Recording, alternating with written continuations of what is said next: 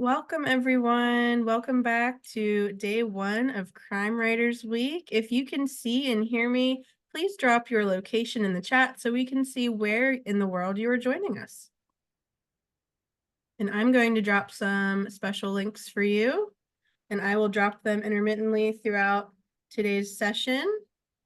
Ooh, I already see so many fun locations: Scotland, Chicago, Maryland, Albuquerque, London, Spain, Connecticut. It's moving quickly now. It looks like things are working as they should. So I'm going to move forward with introducing our session today. I have a couple of quick housekeeping items for you, but I am Michelle from Pro Writing Aid. I'm so happy to have you back for another session. We have our Crime Writers Week Hub is up and running. You should have received the link in your email, but I'm also going to put the link in here again with our other links for today. The hub is going to have all of your replays, resources, and special links from our speakers. And throughout the day, make sure you're refreshing it because we are adding the replays and the audio transcripts as soon as they're done uploading from Zoom. And also we have slides from our speakers, and Lori has some extra special resources there as well that you'll want to check out, including a mystery quiz, which I'm sure she will tell you all about. We are also going to be uploading the replays to our community page next week. So by next Friday, June 28th, you'll be able to watch them there too, as well as you can view our back catalog of other Writers Week event replays that we have there. So there's a lot of material for you there. Premium Day is this Friday, so Monday through Thursday is free for everyone to attend. Friday's sessions are limited to Premium and Premium Pro users. If you're unsure about your account, feel free to email us at hello@prowritingaid.com and we'll be happy to take a look for you. But all of those folks will get an email Friday morning with your links and instructions to view Friday's sessions live, resources, and then view those replays. If for some reason you don't receive that email Friday morning and you are a Premium or Premium Pro user, please, once again, email us at hello@prowritingaid.com, and that is how you can get in touch with our support team, and we will be happy to help you there. If you would like to upgrade, you can upgrade until Friday morning to receive access to Premium Day. We do have a special offer for you. It's 15% off your first year of yearly Premium or Premium Pro. The purchase link is on the hub, but there's a special code CWW 2024, and that will give you your discount. I'm going to drop the links for you again there. And this offer ends July 6th. You can find out more about that on the hub. If you would like to keep talking crime writing, we'd love to have you in our free writing community. The link is here and also linked on the hub page. You can log in with your Pro Writing Aid account information and it will let you write in. We have the live event chat going now with a lot of different conversation threads, polls, discussion prompts. You can promote anything you're working on within the self-promo thread there, and you can meet other writers.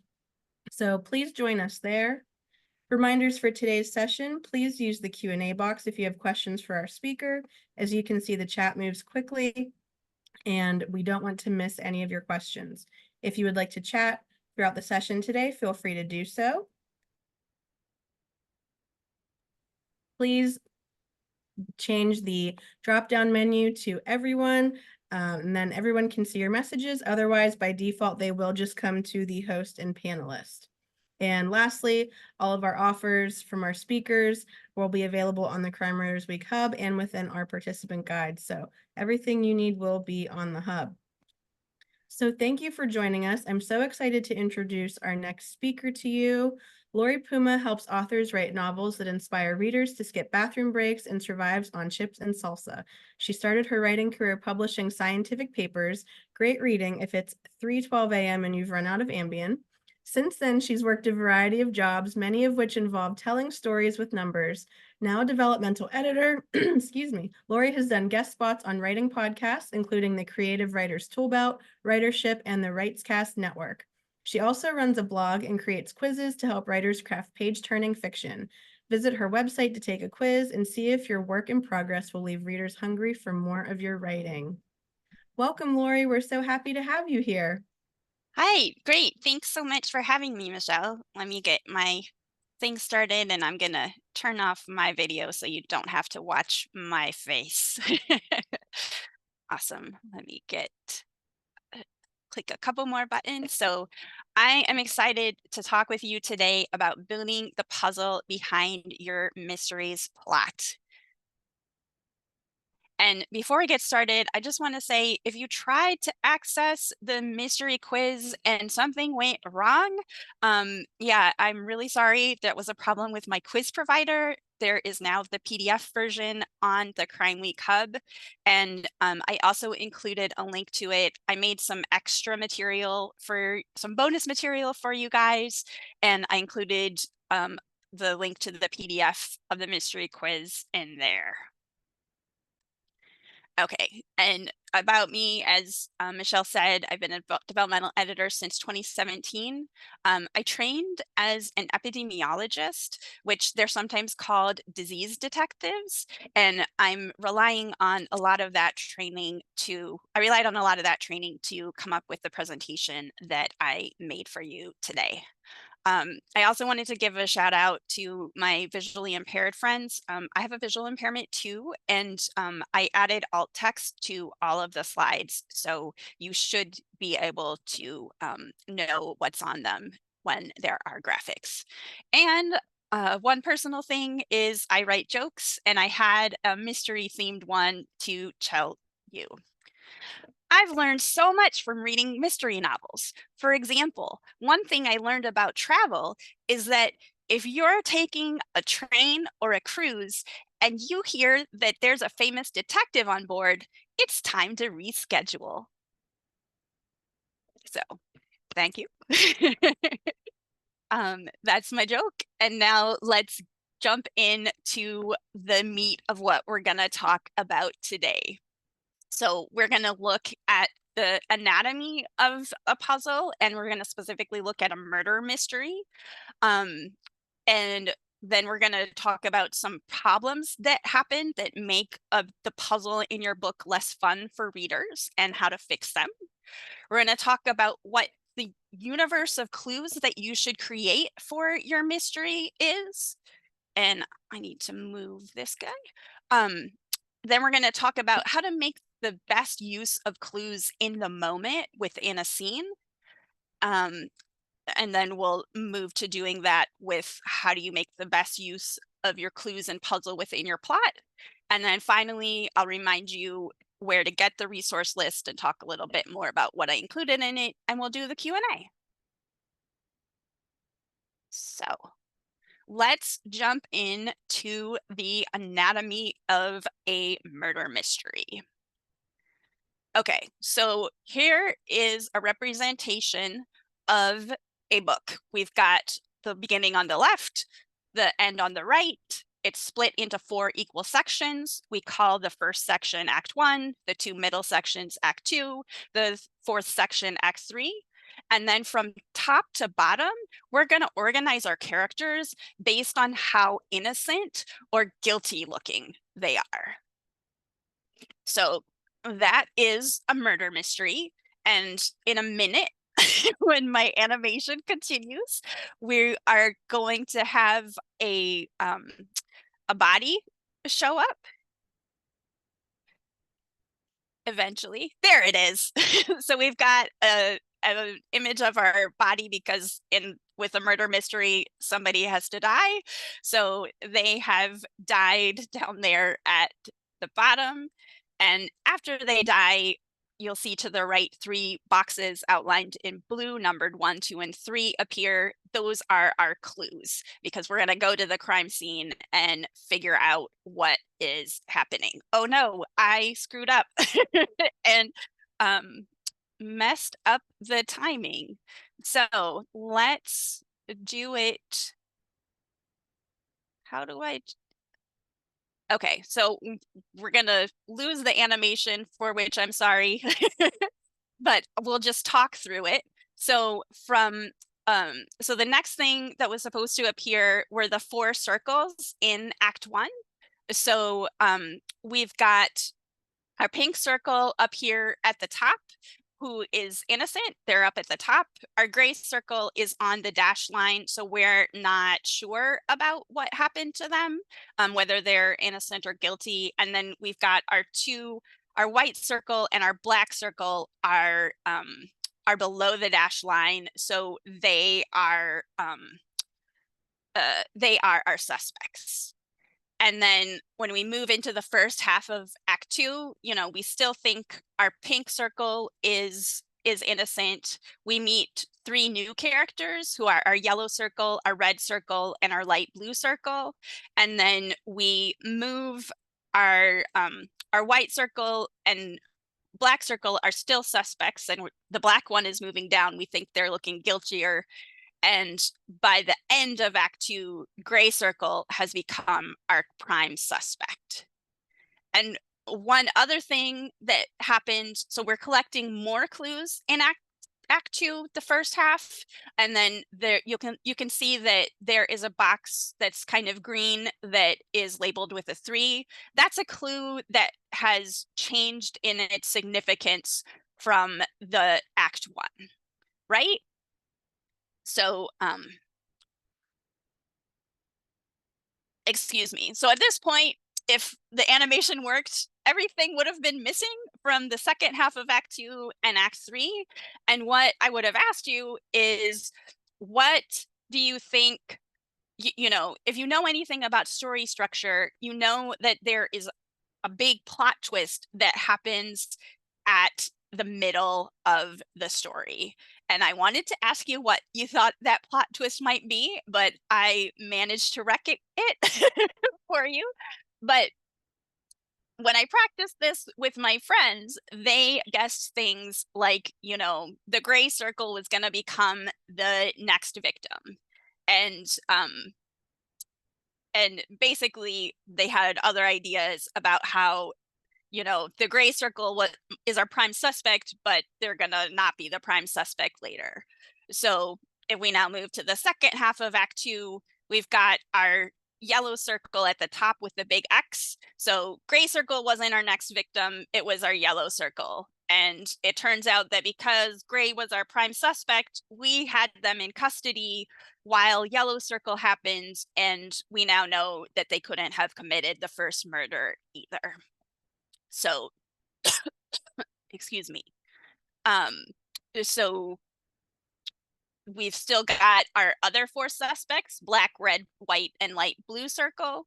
And, we picked up more clues in this section, 7 and 8, including clues 4, which we went back and re-evaluated. And then finally, we move to Act 3. So we've got black, yellow, and light blue circle at the top. And then we've got red and white circle at the bottom. And then at the very bottom, we've got our pink circle who had tricked us all along. They are actually the guilty party. And I wanted to do this way because there we go. So there's kind of 3 elements that were that are the ingredients of the puzzle. So one is progress, right? During every single section, we are collecting clues that not just in additional pieces of information, but they actually make a difference as to who we consider innocent versus guilty. And we move them around on our little game board. So that's what progress means, is that we are getting clues that make a meaningful difference in what we think about the solution to the puzzle. And then the second ingredient is expectation. If I hadn't screwed up the animation, you could have guessed what might have happened at the midpoint of the story, because I've given you enough information to form an expectation about what kind of things might happen in this story. And then the third ingredient is uncertainty. If I hadn't given you the solution, you wouldn't have been sure what the solution was, even though you could have made a guess. So those are the 3 things that we want to think about: progress, expectation, and uncertainty. So that is the anatomy of a puzzle that is working. And now let's talk about how puzzles go astray. So I'm going to be very careful and not click this time, but we've got the same setup as before, from left to right, beginning to end of the novel, from top to bottom. We've got innocent to guilty. And this puzzle is a little bit different than the previous one. So we've got in Act 1, we've got the black and pink circle are innocent, gray we don't know about, white is definitely a suspect, and we're picking up clues again. And I want you all to type into the chat box when you think you know what the problem is going to be in this puzzle. So if Michelle, if you could read out a couple answers, that would be great. Sure. We're waiting for them to come in now. Awesome. So we've got first half of Act 2, and now we've got the second half of Act 2. Lou Marie says too many innocent characters. Too many innocent characters. Yes. We have a couple of other people who are saying the same thing, and Amanda says obvious answers, too little characters. Yes. So I would say we have too few suspects. That is kind of the opposite of the same idea. Too many. Yeah, we have so many innocent characters and not enough potentially guilty. So exactly right. You guys are so smart.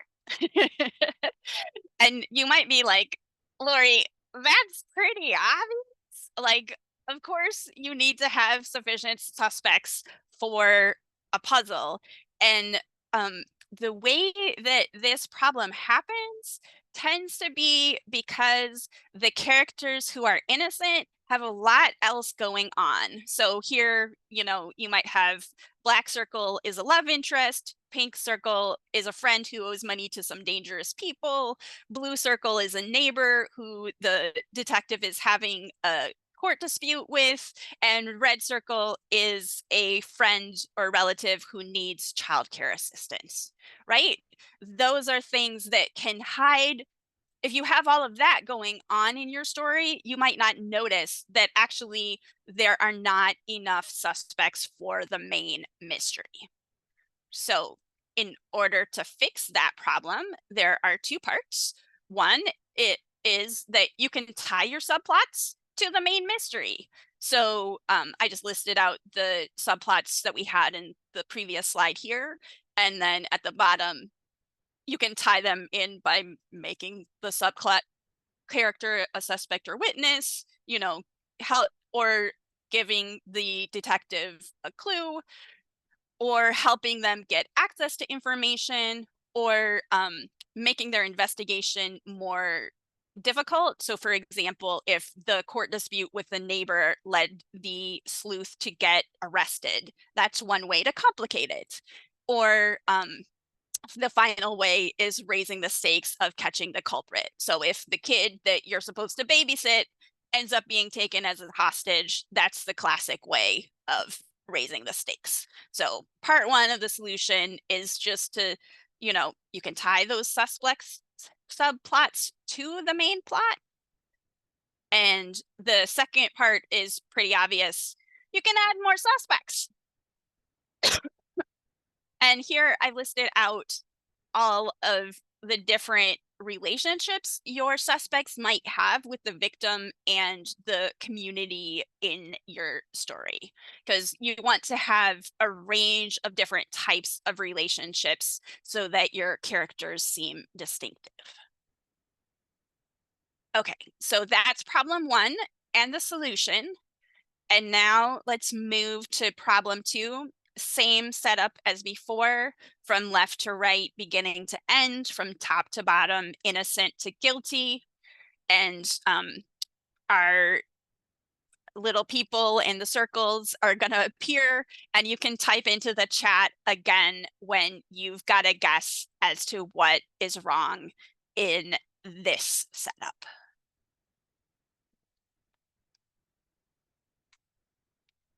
And Amanda Michelle, says, oh, we have a few people saying too many characters or suspects. That seems to be the theme here. Too many you suspects, all too many characters. are extremely smart. And obviously, yeah, when you have too many suspects, it's really a lot. You're asking your reader to keep track of a lot, and it really takes away the fun of forming an expectation because they're like, well, I know something's going to happen with one of these characters, but who knows which one. So that is problem two, where there's just too much uncertainty and information overload. And before we talk about the solution, I just want to talk about, how do you know how many suspects you need for your mystery? And there really isn't like you need this many all the time. There's a range of answers. So you need at least 3, and definitely no more than 10, possibly no more than 7. But it really depends on, how many words are in your story and what your goal is for the story. Like if you want to write a 80,000 word classic puzzle mystery, you want more suspects. But if you want to write a 50,000 word story that brings attention to a social issue, then you don't want as many suspects because you won't have as much word count to devote to your other goals if you have a whole, way too many suspects. So that's how to know how many you need. And then when you realize that you've got too many for what you've got, obviously you can cut those characters out entirely, but there's also a couple of other strategies that you can use to manage your suspect list. You can combine characters, you can make a character who was, a main character and a suspect, you can turn them into a side character, group similar characters together in scenes so that they feel like one big mob rather than multiple individual characters. And then obviously, you can clear suspects by killing them off or by convincing your detective that that character could not have committed the crime. So those are the strategies that we use to solve problem 2. And now let's talk about problem number 3. And this one, I'm just going to tell you, it's trouble with the investigation. It's actually a whole big grab bag of problems that all have the same solution. And I represented 2 of those possible problems here in images. So in the top one, if every time the detective picks up a clue, they immediately know what it means and what to do next, that's way too straightforward and way too easy for them. And that doesn't create enough uncertainty in our puzzle.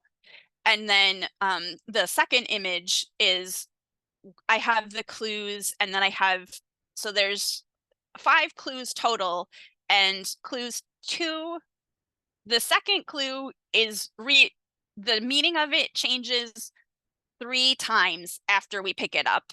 The third clue 3 changes twice, and clue 4 changes once. And basically, if you change what a clue means so many times, readers just stop believing you. So that is problem number 3. And the solution to problem 3 is to basically, you want your puzzle to be in the Goldilocks zone. So, you want it to be just right where your clues aren't too obvious and they aren't too obscure. There's some reversal in meaning, but not too many reversals. And the investigation is challenging, but not totally impossible. And there's a plausible number of twists. And the rest of our time together, we're going to be talking about how to create a puzzle that is just right. So let's talk first more deeply about clues. So this is the who, what, when, where, why, and how. And I've got them in a different order, which when you are in your story, your detective is going to be collecting all of these clues simultaneously, but this order was just because that's what made sense for the presentation. Okay, so first, we want to know, when you're writing a murder mystery, you know that the death is a murder. But in real life, and somebody reports a dead body, investigators who arrive at the scene, they have no idea what has happened. And somebody has to make a decision about what they think happened and figure out which authorities need to be involved. Well, if there's an investigation needed in the first place, and if so, who needs to be involved, who needs to be in charge. And I wanted to tell you that there are laws that tell investigators what kind of deaths need to be investigated. And the reasons that I have listed here are ones that are almost always on that list. But for your story, it's a really good idea to look up the laws in your setting about what deaths need to be investigated and who would be doing that investigation. Because in an urban area, it'll be there's probably a lot of resources, but in a more small town or rural setting, there can be, there might be state agencies involved. There can be a lot of other people involved. So first you have to figure out, does this death need investigation? And in our case, we know it's murder. So let's just talk about, okay, how do you figure out what kind of murder it is? And this shouldn't be a surprise to anybody who reads mysteries or writes mysteries. On the left, I've got a list of murder methods. And then on the right, I've got a list of clues that you can use to figure out which method. And I just wanted so biological clues means, stuff that's learned in an autopsy or toxicology screens.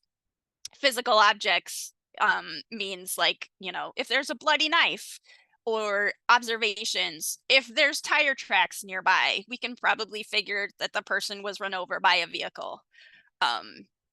Yeah, witness testimony. So you want to think about all of the senses, so not just what witnesses might have seen, but what they've heard, what they've felt, in some cases what they've tasted or touched, depending on what's relevant. And then obviously if there's any audio or video, you want to see that. Okay, so that was how. And now let's talk about when. And when is really important because you have to know when the victim died. Otherwise, you do not know what time your suspects need alibis for. And that may sound obvious, but I see mysteries that skip that step. And so that's why this slide is in here. So you can establish time of death with medical evidence. That is what your coroner or medical examiner will figure out, or one of their colleagues, like a forensic entomologist. And, if you don't have access to people with that forensic training, you can also figure out time of death with non-medical evidence. So interviews, any kind of records, and stuff with timestamps, especially if it's also got a location. So that was when, and now we're at where. And there are two big questions about where. So you want to know within a crime scene where exactly the death occurred and how the victim and their killer moved within that crime scene prior to the death. That helps you figure out how to make sense of the clues from the crime scene. So that's question one. How did they move within the crime scene?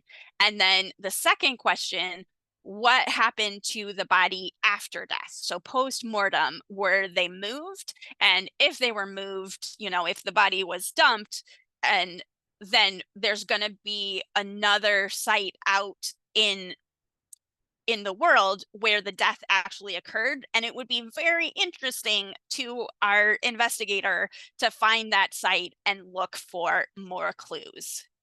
And they can use, the stuff at the crime scene, and they can look for information about the victim to try to figure out where that second crime scene might be. And I didn't add this to the slide, but once you have plausible suspects, you would try to get the same, you might try to get the same kind of information out of them to try to locate any secondary crime scenes. So that is where. And now let's talk about why. So again, this shouldn't be a big surprise to anybody that reads mysteries. So on the left, I've got a list of motives. The first three are bolded because they are the most popular ones in real life as reasons for murder. And then on the right, I've got the list of clues to figure it out. So again, it's what characters say, how they behave, and it's not just how they behave, when the detective interviews them, but it also is how did they behave in the past, which you might learn from other suspects, and you might learn from you know their social media or news reports or anything that tells you, their chat history.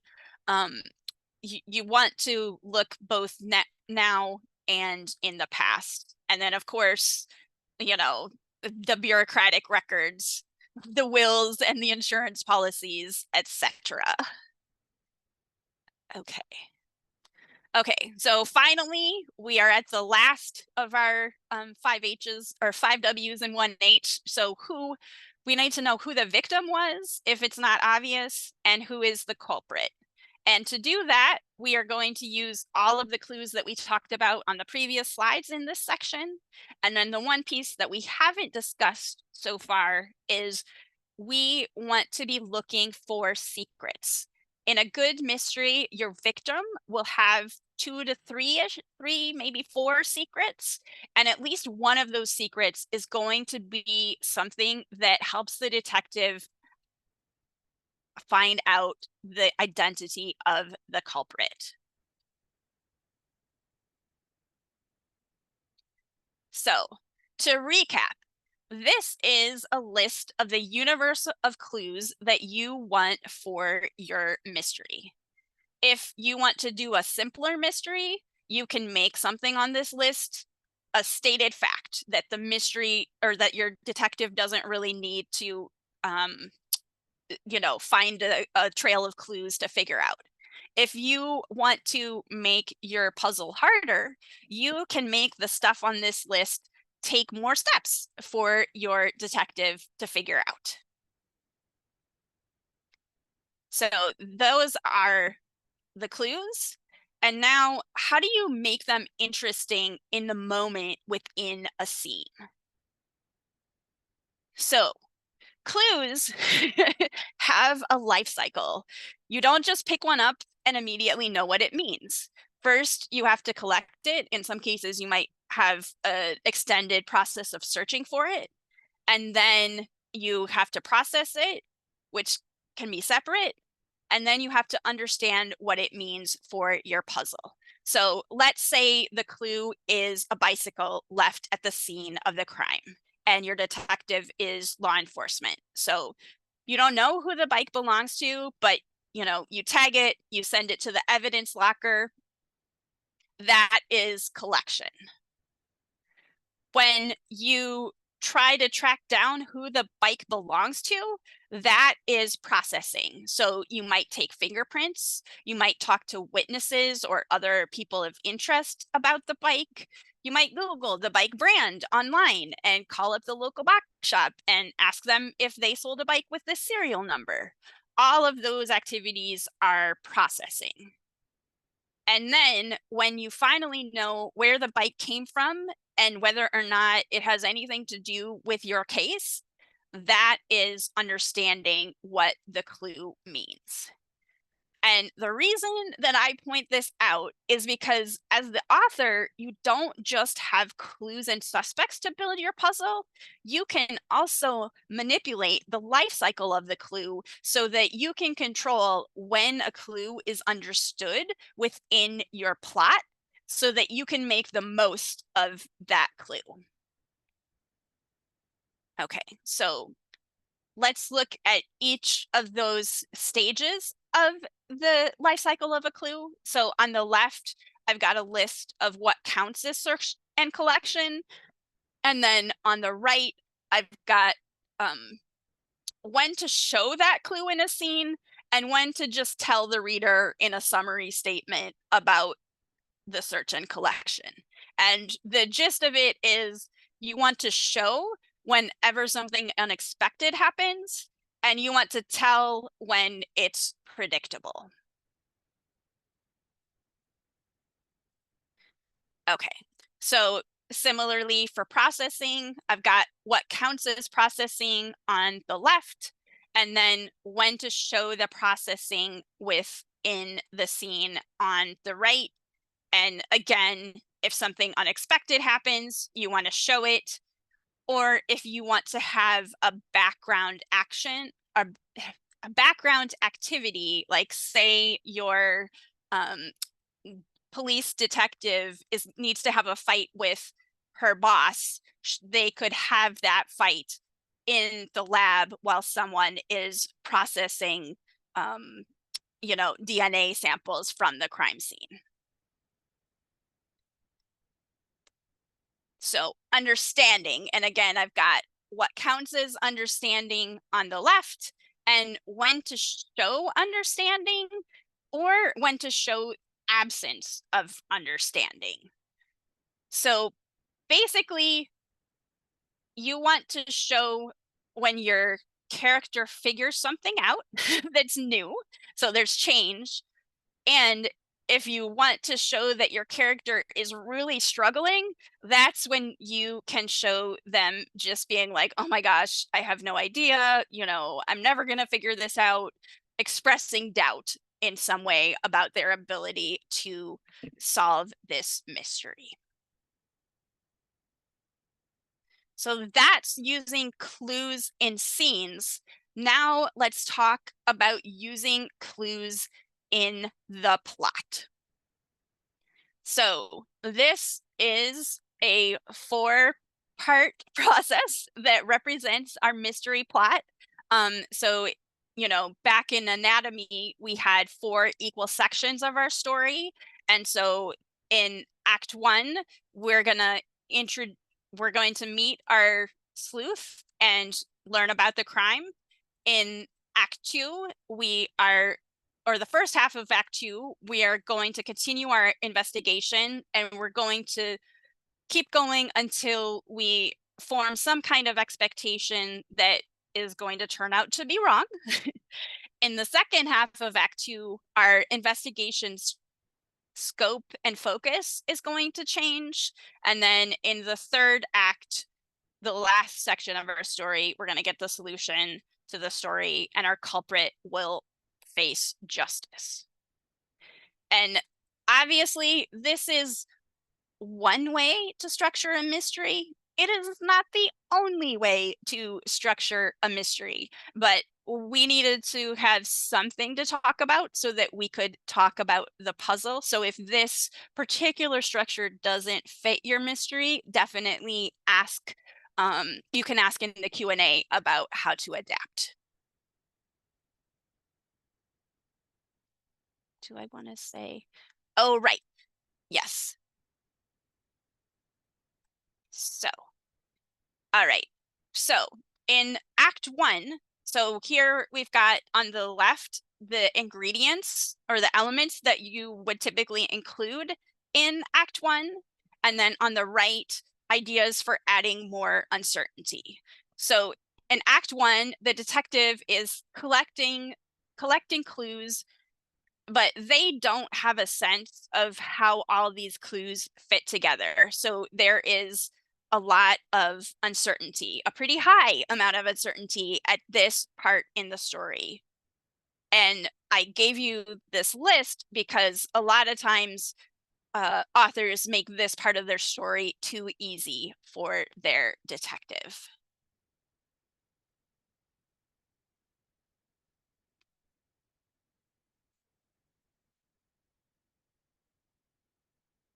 Okay, so that was part or Act 1, and now we are on to the first half of Act 2, and this is a section where there is a lot of progress on the case typically. So we've got the ingredients on the left of the slide and the challenges that occur in this section on the right.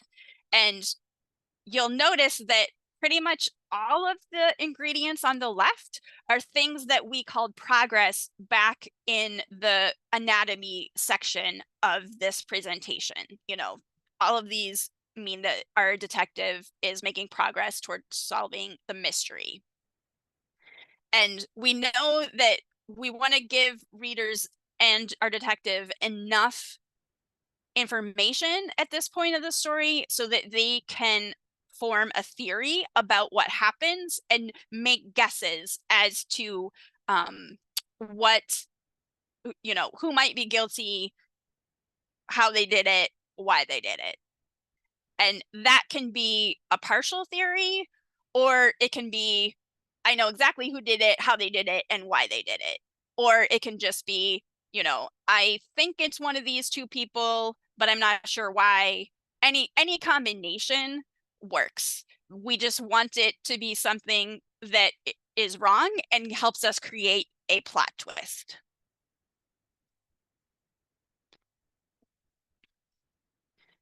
And so once you have that plot twist leading into Act 2, you know, our sleuth is going to realize that they've been going down the wrong track and they're going to backtrack to figure out their mistakes. So all the stuff that they're going to do, ingredients on the left, and then on the right, this part of the story, they are going to face the biggest amount of challenge.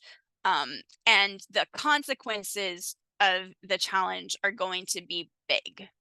So they're going to pursue different kinds of leads than in the first half of Act 2. They might investigate a different motive, and they might look at different suspects. Yeah, so I already told you. You want the consequences of not solving the mystery in this section to be pretty high and to have an increased sense of urgency because you want to get your readers to make it make them feel really worried that this case needs to get solved. So, and then finally, we are going to move on to Act 3. So this is where we get the solution and bring our culprit to justice. In this act, we've got our ingredients on the left and then how to make the end exciting on the right. And our sleuth isn't just going to, you know, have their own thoughts about who is guilty. They are going to look for positive proof about so that they can convince other people that they are correct and bring the culprit to some kind of justice. So in this part of the story, the, you know, the detective is going to have progress in figuring it out, and they are going to resolve all of the underlying uncertainty.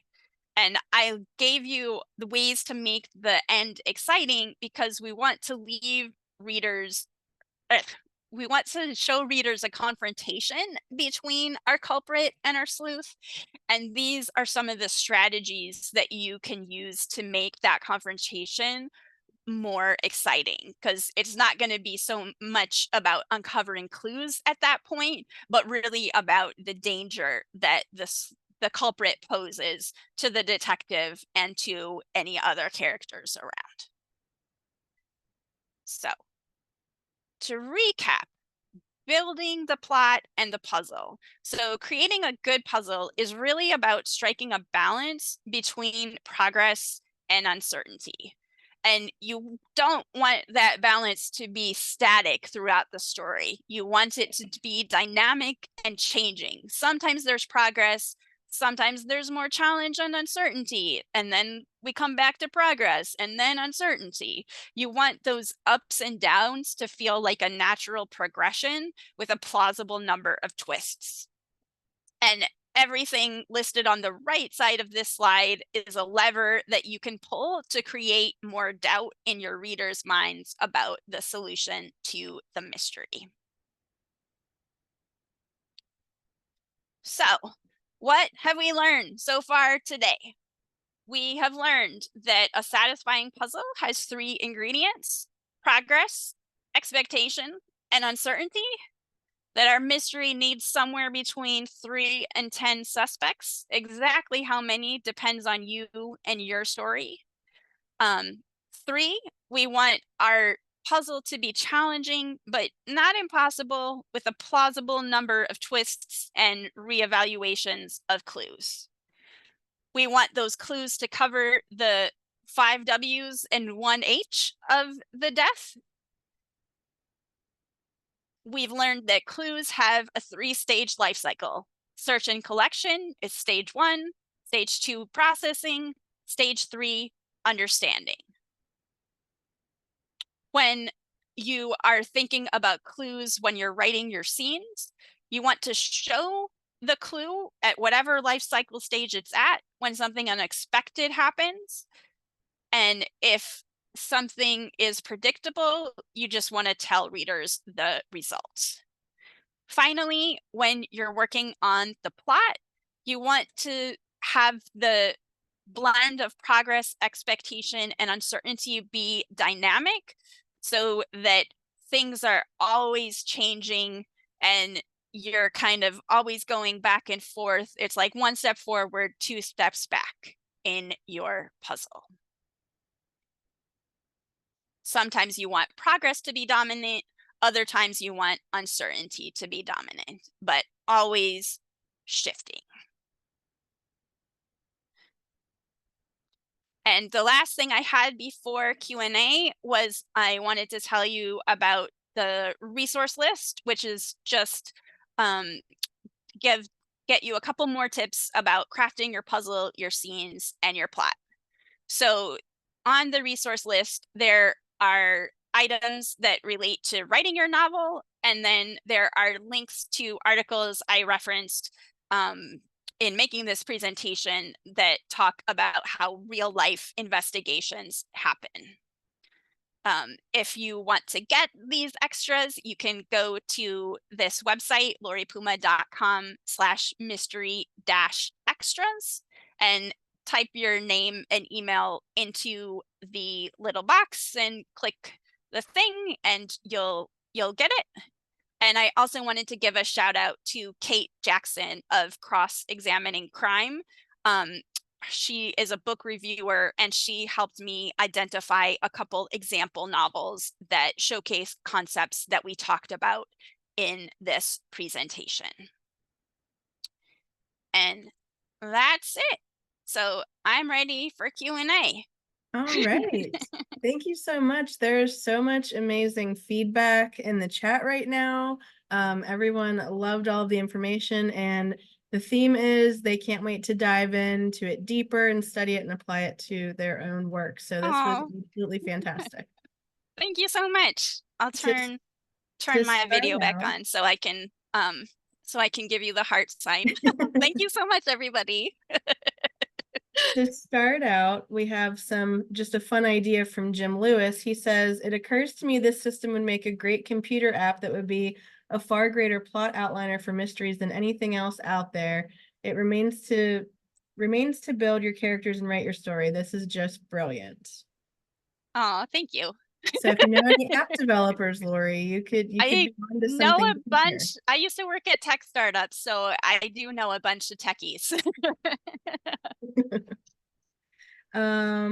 Let's see. We'll start with Susan asks, does it add too many suspects if the guilty party is a group, like a group of fraternity brothers, a bridge club foursome, or a crime boss posse, for example?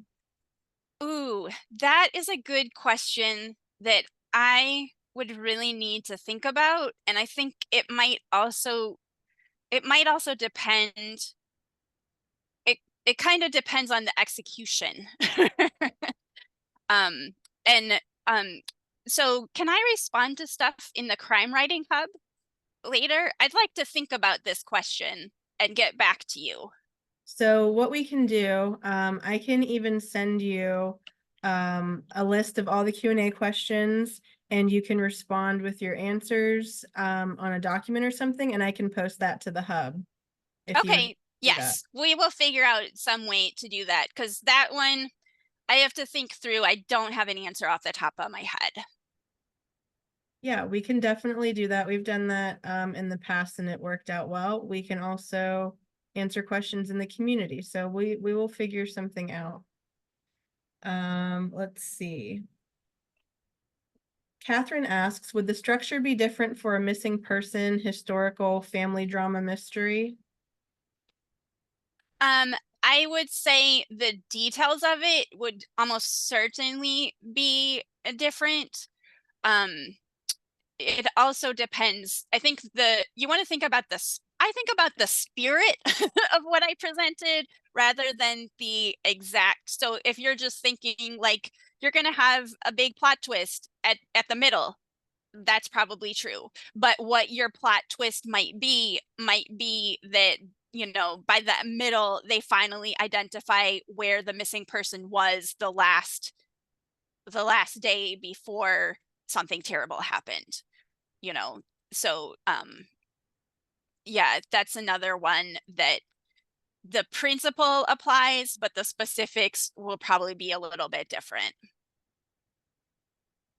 We have an anonymous attendee who asks, how does the finding and use of clues apply to an amateur sleuth? I'm not exactly sure what that questioner is asking. Do you know? I'm not sure. If you ask this question, can you please submit a little bit more info on that, and we will move on to another question in the meantime. Sandra asks, do I have to introduce all of my suspects in the first act? Currently, I have it so we see things from my stalker's perspective without revealing my suspects popping up in the start of Act 2. No, you do not have to reveal all of your suspects in Act 1. That's the short answer. Patricia asks, do you use any type of tracking app, such as a mind map, to track all of your twists and turns, not to mention all of the characters? I have people make a table of the clues and a table of the suspects. And I don't think I can access it easily, but I can include that in a Q&A. Or when I respond, if Michelle sends me the Q&A, I can give you at least a screenshot of what I have writers do to keep track of their clues and their suspects. Desiree asks, how would a missing person fit into this, though murder is suspected?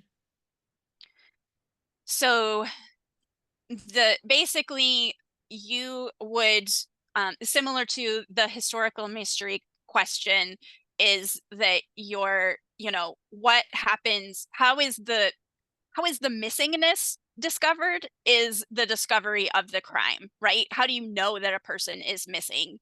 And then you would be tracking down more about like where were they, and you want to split everything into smaller chunks so that your detective can make progress, because what you don't want to happen is like they keep working and working and working and then everything happens at the end. You want it to be spread out so that progress happens throughout the story. So hopefully that answered your question.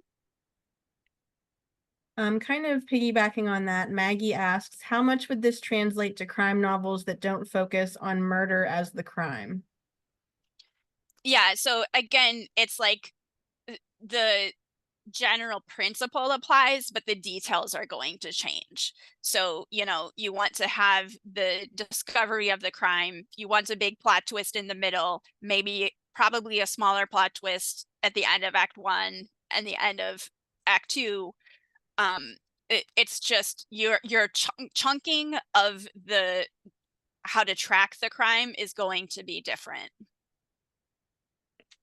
Nancy asks, in a cozy mystery, the sleuth usually helps to save an innocent suspect from being found guilty. Would you consider this part of the challenge process in the Act 2 stage? Yeah. Linda asks, does any of this change if the real crime comes in later in the story and the inciting incident is another crime? Okay, so you have one crime and then there is a second crime that is like the main mystery. Um, so similar to what I said to the people that asked about missing person, you're still going to want to chop up the information so the clues, you know, throughout the story, even though your detective might not realize they're clues at that point, and you want to have things so that it feels like the progress is happening throughout the story and not just all happening at the end or all happening, you know, at one point in time at somewhere else in the story. Will asks, could the story end with the real culprit not known to anyone but the reader? Um, Probably it could. Would mystery readers be upset about that? I mean, it kind of depends on like what's your subgenre and what are the expectations. If you were writing a cozy mystery, I would say no. Don't do that. If you're writing a more like noir, gritty, dark thing, then that might be totally appropriate. Milo asks, what if you have two culprits? The second one kills the first one, but the first one deserved it. I love it. So I'm not sure what to respond to with that. So if you had um one kills the other, and then so yeah, I'd have to know which one is still alive.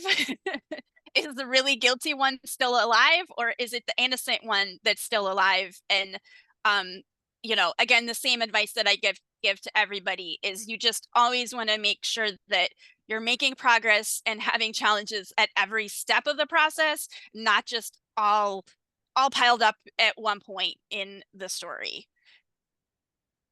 Harry And asks, oh, sorry, I thought you I were was done. going to say that one is another one where I might have some more thoughts to add as I get a chance to think about it. Okay.